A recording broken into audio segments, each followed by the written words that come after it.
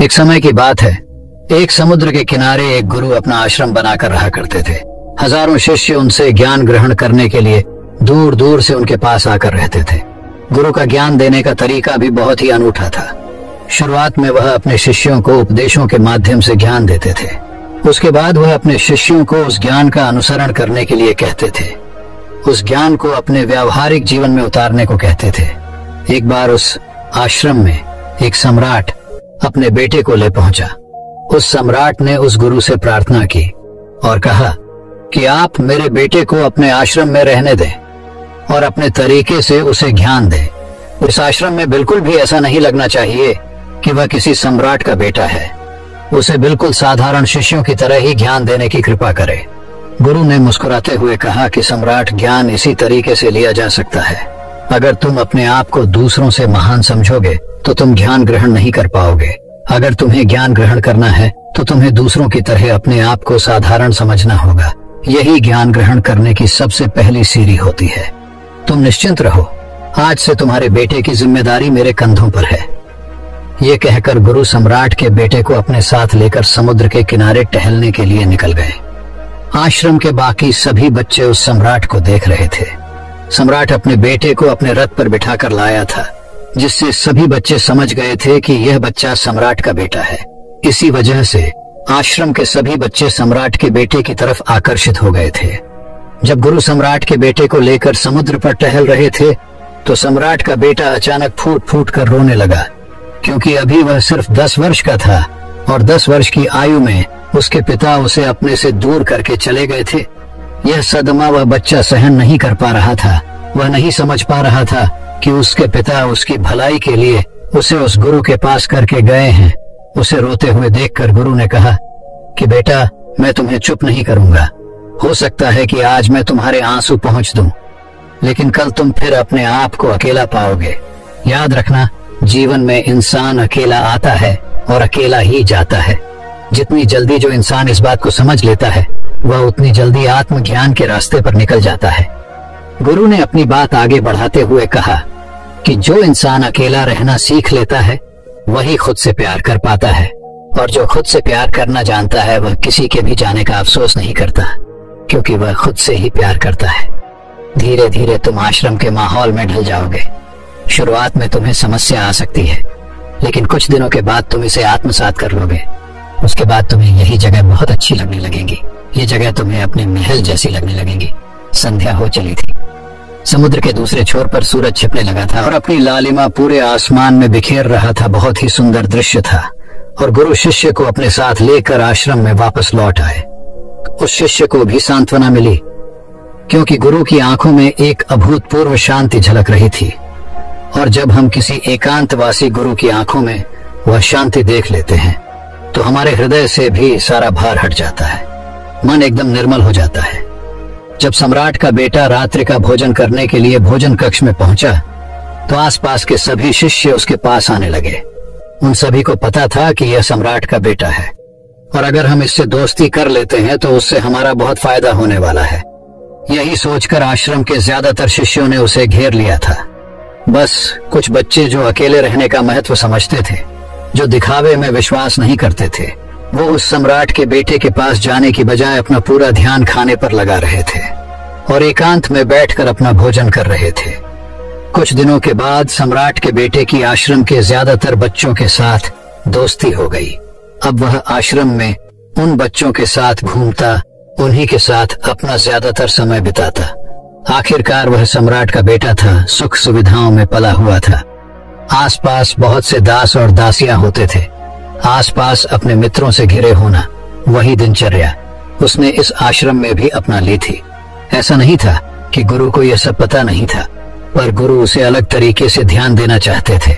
बच्चों को ज्ञान आप उपदेश देकर नहीं दे सकते, उन्हें साक्षात्कार कराना होता है।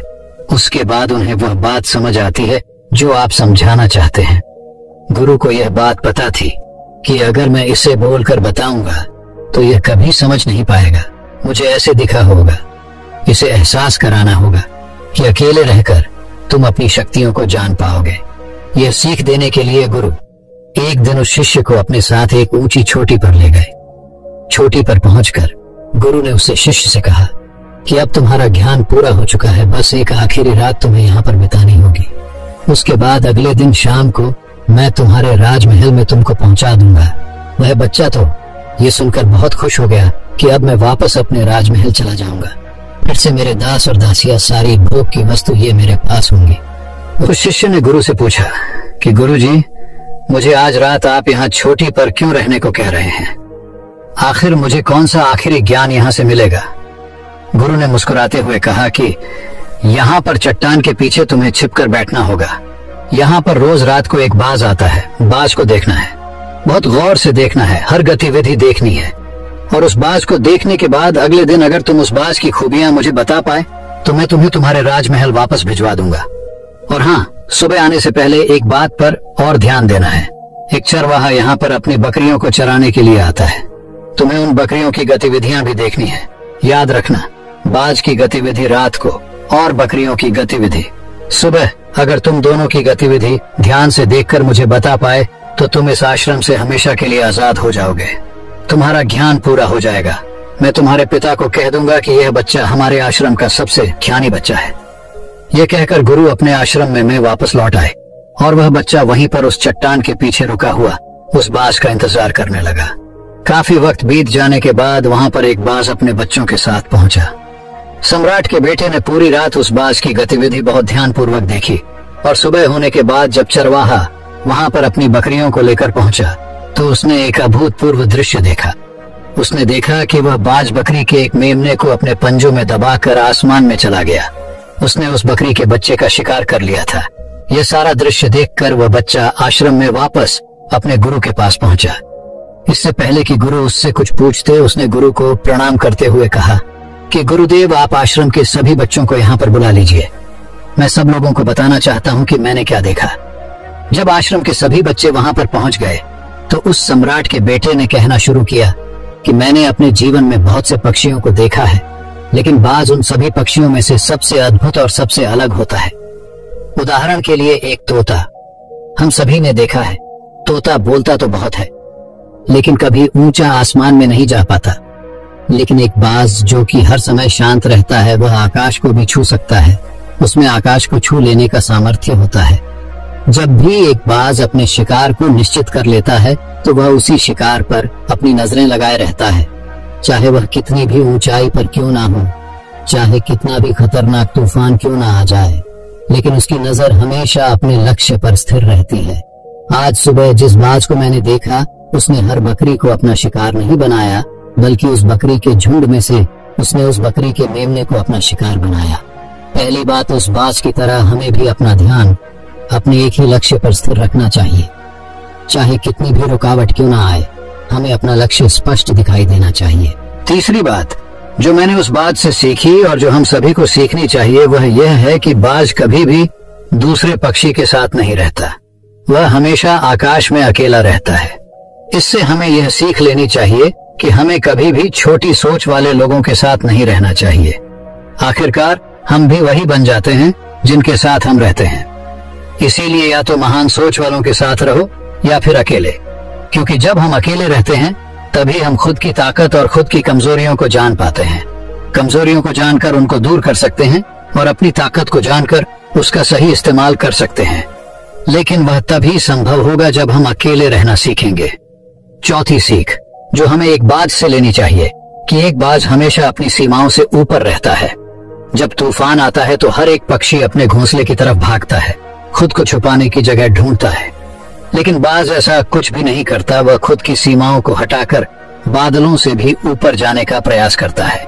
हवाएं उसे धक्का मारती हैं, पंख उसके भारी हो जाते हैं, पानी और धूल की वजह से कुछ दिखाई नहीं देता, लेकिन वह फिर भी आसमान की तरफ जाता रहता है और अंततः बादलों से भी ऊपर निकल जाता है और वहां तब तक ऊपर जाता रहता है जब तक मौसम ठीक नहीं हो जाता। अपनी सीमाओं को सिर्फ इसलिए हटा पाता है क्योंकि वह समस्या के आने पर उसे घबराता नहीं है, उसे डर कर बचने का प्रयास नहीं करता, बल्कि एक सकारात्मक नजरिए के साथ उसका सामना करता है। जीवन में चाहे कितनी भी रुकावट क्यों ना आए। इसके बाद सम्राट के बेटे ने बकरी की विशेषता बताते हुए कहा कि बकरी हमेशा झुंड में चलती है। उन्हें झुंड में एक साथ चलने से हिम्मत मिलती है। लेकिन जैसे ही उन पर शिकार होता है वैसे ही वो बकरियां तितर बितर हो जाती। उस पूरी बकरियों में से एक भी बकरी अपने साथी की मदद करने के लिए वापस नहीं लौटती।